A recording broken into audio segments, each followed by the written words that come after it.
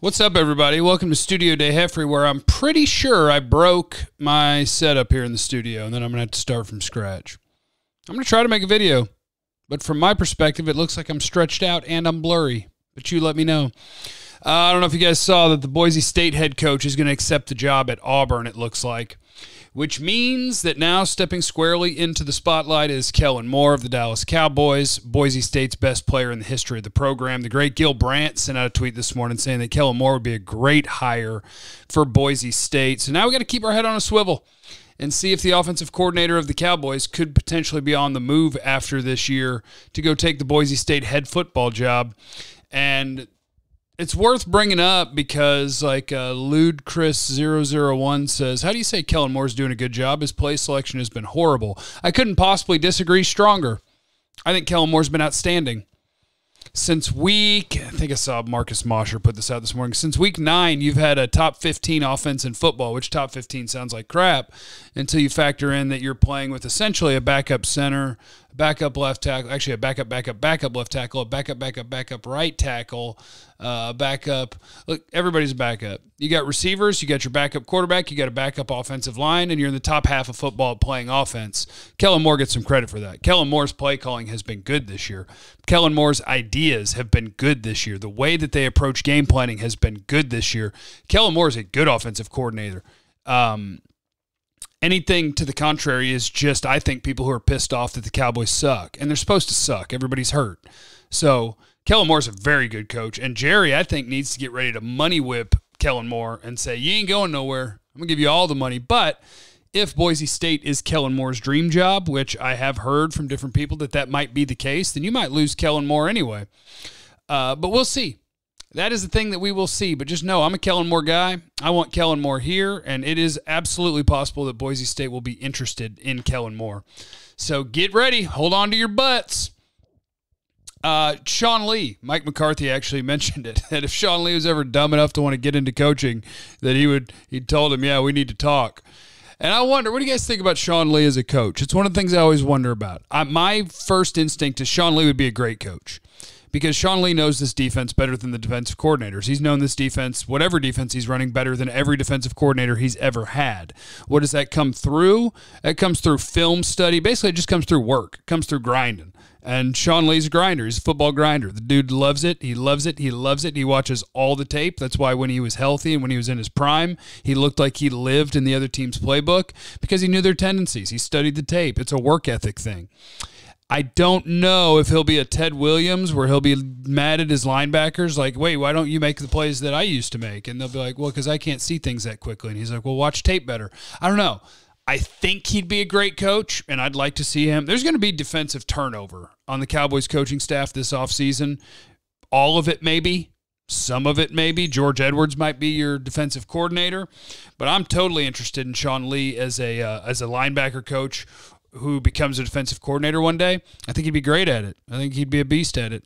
He's also washed as a player. So it sounds like Van Der Esch is going to miss this week, which means Sean Lee is going to play. Cover your eyes. It's gotten bad for Sean Lee this year. He's not good at football anymore. So that's tough. As far as injuries, it sounds like you're going to be missing Leighton Van Der Esch this weekend.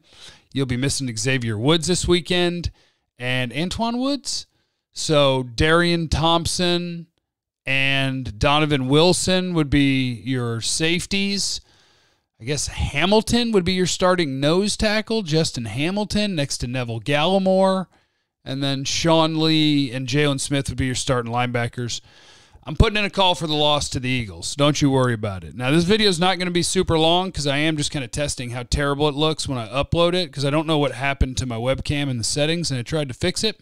And I'm pretty sure I broke stuff.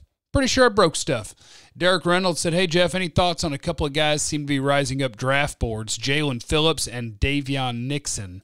I know Jalen Phillips. I haven't watched Davion Nixon yet. Nixon, I know, is a defensive tackle at Iowa. Phillips is a pass rusher at Miami, formerly the #1 overall recruit in the country. He's had a concussion thing. He's got a history with concussions and a major wrist injury, so medicals are going to be a question. But Jalen Phillips, the Miami pass rusher, he's a guy that is going to be in consideration to be picked in the first round, faux show.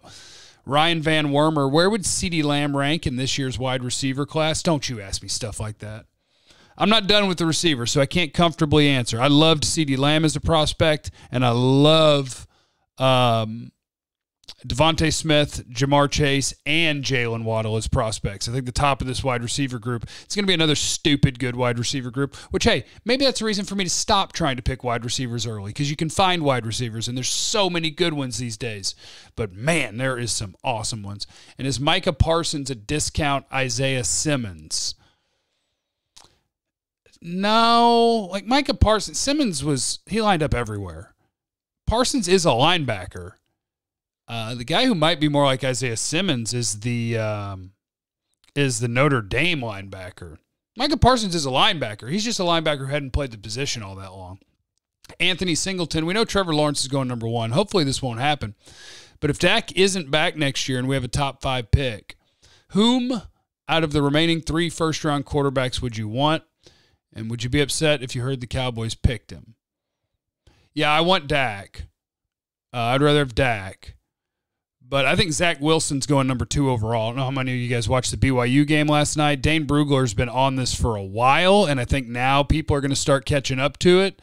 BYU's quarterback, I think, is going number 2 overall in this draft. So if you're the Cowboys, you can go ahead and, I think, let that name go and talk about Justin Fields and Trey Lance at Ohio State, North Dakota State, and where are those guys going to be picked? That'll become the question. And are you interested in one of those guys? I'm interested in Dak Prescott. So that's me. If one of them fell in your lap and you were picking 9th or 10th and you just couldn't get a contract, just get the contract done, Jerry. For crying out loud, you're going to have $27 million against the cap for a committee running back and a bad linebacker, and you can't figure out how to get your quarterback paid. I don't want to do that right now. Dax the Monk, let's say hypothetically we do bite the bullet and cut Zeke. What round do you think we'd need to draft a player to replace Zeke's 3.9 yards per carry and 6 to 10 fumbles? That's over the line. Zeke's a fine running back. He's fine. He's not great. There's nothing elite or special about Zeke as a running back anymore. He's a fine player, which means the fact that you're paying him $15 million is stupid. Garrett Tate, although I'm happy for him. That man deserves his money. He plays running back. You ran him into the ground, let him get his money. There's a salary cap, so it's stupid. Hey, Jeff, from Garrett, how do you feel about Zeke and his future with the Cowboys? Is it a no-line problem? Do you think he'll bounce back next year? Is there a way to get out from his massive contract? You could try. You could trade him for nothing, and maybe somebody would take that because they would just have his base salaries. Maybe you could trade him.